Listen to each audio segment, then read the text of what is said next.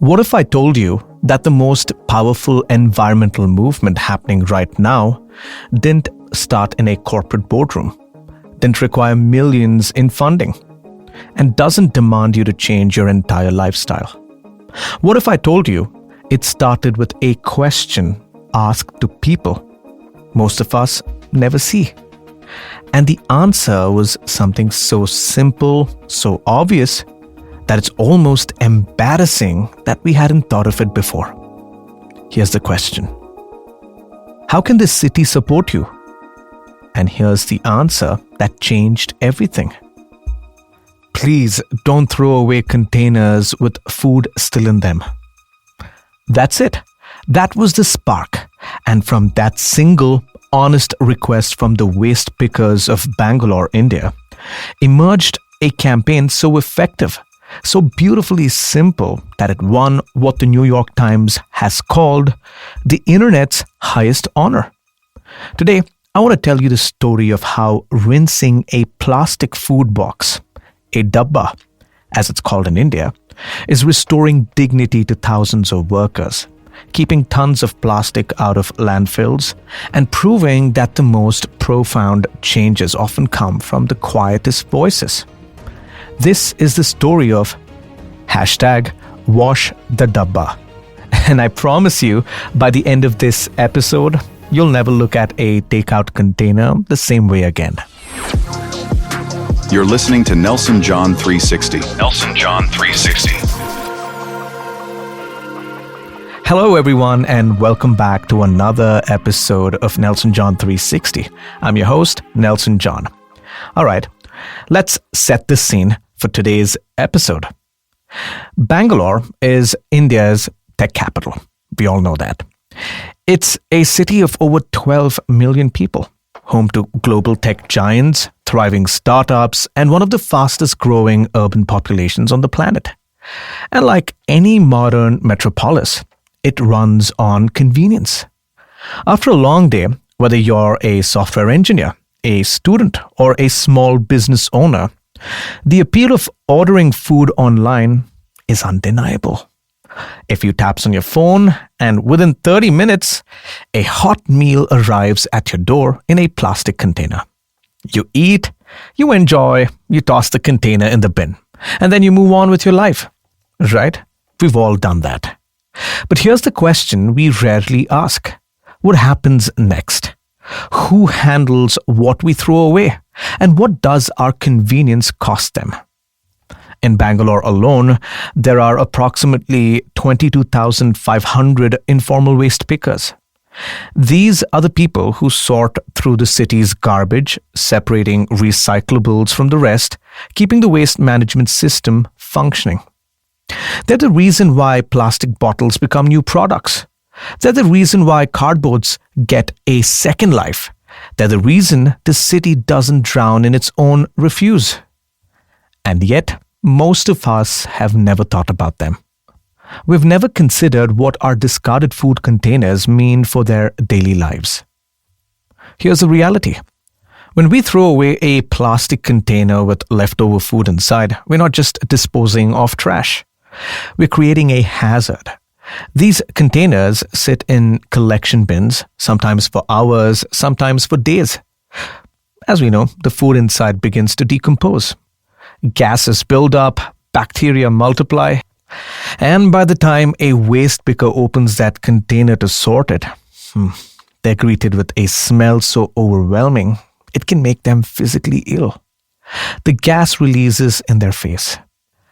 The rotting food spills on their hands, their clothes, their workspace. And more often than not, they're doing this work without gloves, without masks, without any protective equipment at all. Mary is a waste picker from Nagar, a suburb in Bangalore. She is featured in one of the campaign videos. And her description of this reality is something that stays with you. ನನ್ನ ಹೆಸರು ಮೇರಿ ಅಂತ. ನಾನು 67 ವಾರ್ಡಲ್ಲಿ waste picker ಆಗಿ ಕೆಲಸ ಮಾಡ್ತಾ ಇದ್ದೀನಿ. ನಾವು ಪ್ರತಿದಿನ ವೇಸ್ಟ್ ಪಿಕರ್ ಇದು ಡ್ರೈ ತೆಗಿಯುವಾಗ ಡ್ರೈ ಡಿವೈಡ್ ಮಾಡುವಾಗ ಈ ಥರ ಬಾಟ್ಲು ಸಿಗುತ್ತೆ. ಆಪಿಡ್ ಬಾಟ್ಲು ಮತ್ತು ಆಸಿಡ್ ಬಾಟ್ಲು ಸಿಗುತ್ತೆ. ಅದರಲ್ಲಿ ಅರ್ಧ ಸ್ವಲ್ಪ ಬಿಟ್ಟು ಬರುತ್ತೆ. ಬಿಟ್ಟು ಬರುವಾಗ ಅದು ಒಂದೊಂದು ಸತಿ ಓಪನ್ ಮಾಡಿ ಕ್ಯಾಪ್ ಬರುತ್ತೆ. ಓಪನ್ ಮಾಡಿ ಹಾಕುವಾಗ ಕೈಗೆ ಚೆಲ್ಲಿ ಇನ್ಫೆಕ್ಷನ್ ಆಗುತ್ತೆ. ಅದರಿಂದ ನಮಗೆ ತೊಂದರೆ ಆಗುತ್ತೆ, ನಮ್ಗೆ ಆರೋಗ್ಯ ಕೆಟ್ಟೋಗುತ್ತೆ. ನೀವು ಸ್ವಲ್ಪ ತೊಳೆದು ಬಿಸಾಕಿದ್ರೆ ಡ್ರೈಯಲ್ಲಿ ಚೆನ್ನಾಗಿರುತ್ತೆ. ಧನ್ಯವಾದಗಳು. She explains that the food containers arriving at dry waste collection centers often contain rotten food, sometimes even with maggots. The containers bloat from the gas buildup, and when workers have to open them to segregate the waste, the stench hits them directly in the face. The food spills on them and on the floor, making their work significantly harder because they have to clean up the mess before they can even begin the actual sorting process. Think about it for a moment. Every single day, thousands of workers face this reality. Not because the work itself is inherently this difficult, but because of a small thing we do without thinking.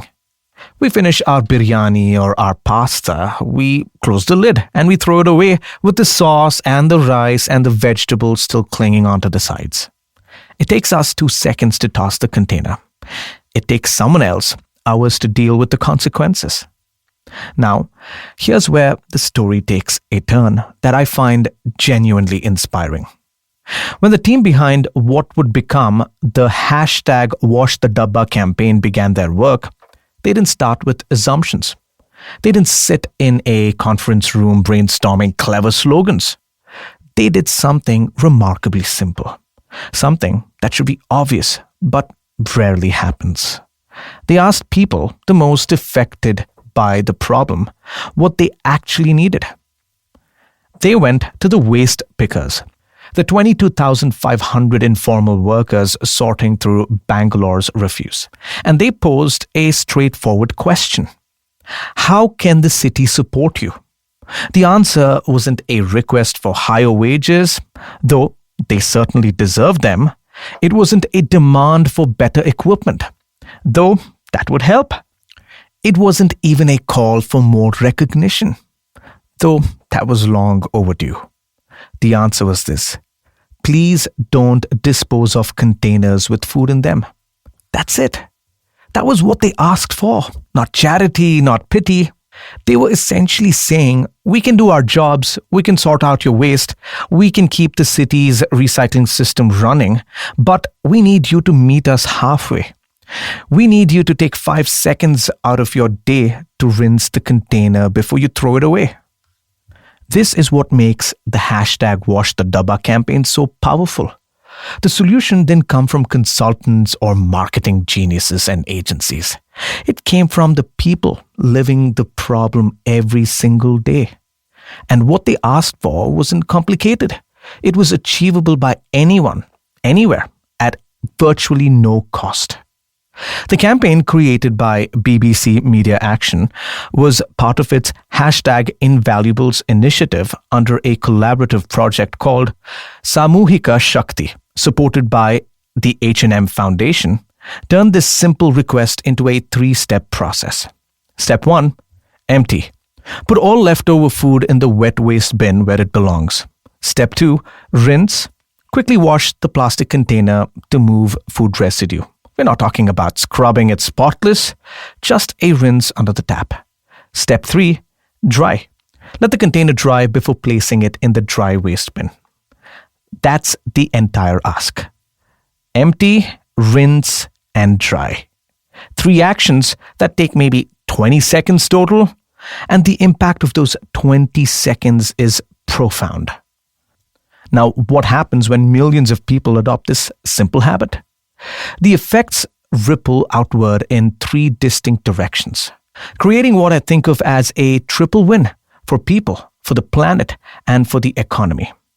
Let's start with a simple human impact, because that's really at the heart of this story. When containers arrive at cleaning and sorting centers, waste pickers no longer have to deal with rotting food, foul odors, and the health hazards that come along with them. Their risk of contracting infections and diseases drops significantly. Their working conditions improve dramatically. But beyond the physical benefits, there's something even more important happening here: dignity. Soma Katiyar of BBC Media Action India captured this perfectly when she explained the campaign flips the traditional narrative. Instead of positioning waste pickers as recipients of help, it reshapes perceptions and shifts power. It treats them as what they truly are, environmental stewards who deserve respect, not charity. See, when you rinse your container before throwing it away, you're not doing waste pickers a favor. You're recognizing their value. You're acknowledging that your convenience shouldn't come at the cost of someone else's dignity. You're participating in a system as an equal partner, not a careless consumer. Now, let's talk about the environmental impact. Here's something most people don't even realize. When plastic containers are soiled with food, they often cannot be recycled. The contamination makes them unsuitable for recycling process, so they get diverted to landfills instead. All that potentially recyclable plastic that could become new products, plastic that could be kept out of ecosystems and oceans, ends up buried in the ground where it will persist for hundreds of years. By simply rinsing containers before disposal, we ensure they're clean enough to enter the recycling stream. We prevent tons of plastic from ending up in already overflowing landfills. We keep valuable materials in circulation rather than treating them as garbage. This is the circular economy in action. Not as an abstract concept discussed at sustainability conferences, but as a practical reality achieved through individual behavior change. And that brings us to the economic dimension. When containers are clean, the sorting process becomes dramatically more efficient. Waste pickers can process more material in less time. They can recover more recyclables. Now that means more income for them and more raw materials returning to the manufacturing cycle. Maria Bystead of the H&M Foundation made a point that I think is crucial to understanding why this matters. Our societies work to decarbonize and build more sustainable systems. We have to ensure that this transition is inclusive and just. We cannot build a green economy on the backs of exploited workers. We can't celebrate environmental progress while ignoring the human cost. The hashtag Wash the Dabba campaign embodies that principle. It improves environmental outcomes while simultaneously improving conditions for the workers at the foundation of the recycling system. That's not just smart policy, it's ethical policy. Of course, having a good idea is one thing. Getting millions of people to actually change their behavior is something else entirely. So, how did the campaign spread? How did it go from a simple request to a citywide movement? The strategy here was brilliantly multi-layered, combining digital creativity with real-world presence. First, they gave food a voice. And I mean that literally. The campaign created social media content featuring leftover idlis and biryani, which is popular South Indian dishes, speaking from inside soiled containers. These animated leftovers lamented their fate, trapped in unwashed boxes, creating a playful but pointed message that was impossible to ignore. Now, there is something about hearing your abandoned lunch guilt trip you that really lands.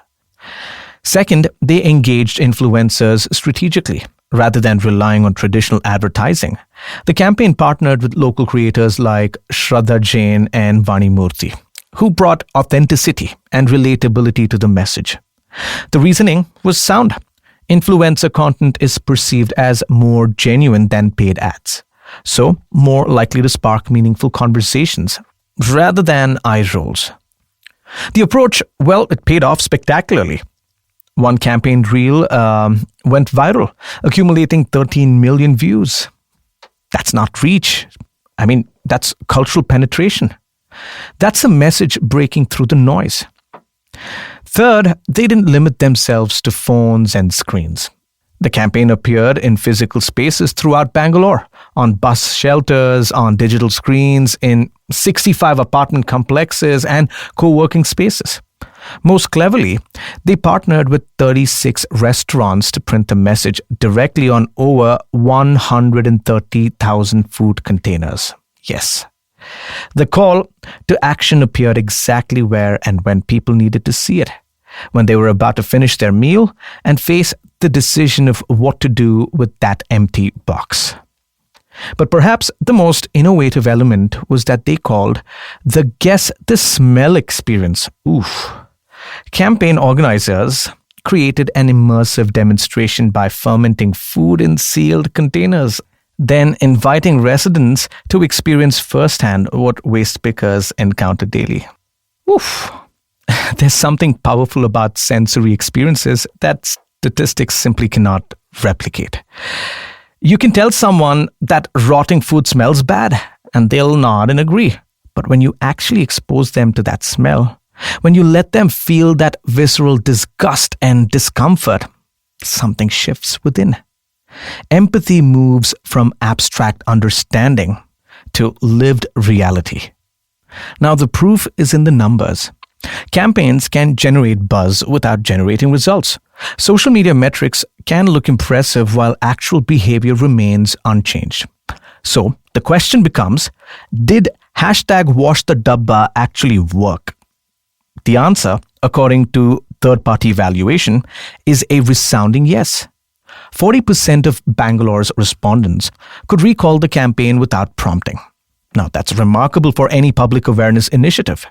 Most campaigns are lucky to achieve recognition when people are specifically asked about them. Unprompted recall at that level indicates genuine cultural impact. More importantly, 60% of those who recalled the campaign reported changing their behavior, actually washing their containers before disposal. Now, that's not just awareness, that's action. Isn't that the whole point? The campaign reached an estimated 3.2 million people across Bangalore, and importantly, this reach translated into tangible improvements on the ground. The waste pickers themselves confirmed it. They reported a noticeable improvement in the cleanliness of containers arriving at collection centers. The daily assault on their senses diminished. Their working conditions improved. The simple ask they had made, "Please rinse the containers," was being honored by a growing portion of the population. Mary, the waste picker we heard from earlier, shared something that captures the human dimension of this success. She said that people now bring newspapers with her photo to dry waste collection centers. They recognize her. They see her. She's no longer invisible. The campaign received recognition beyond Bangalore as well. At the Anthem Awards, which the New York Times has described as the internet's highest honor for purpose-driven campaigns, #WashTheDabba won gold in the sustainability, environment, and diversity category, along with silver in diversity, equity, and inclusion. Kudos. Now, these accolades matter not just because awards are the goal, but because they amplify the message. They draw attention to a model that works, a model that can be replicated in cities around the world facing similar challenges. So, what can we take from this story?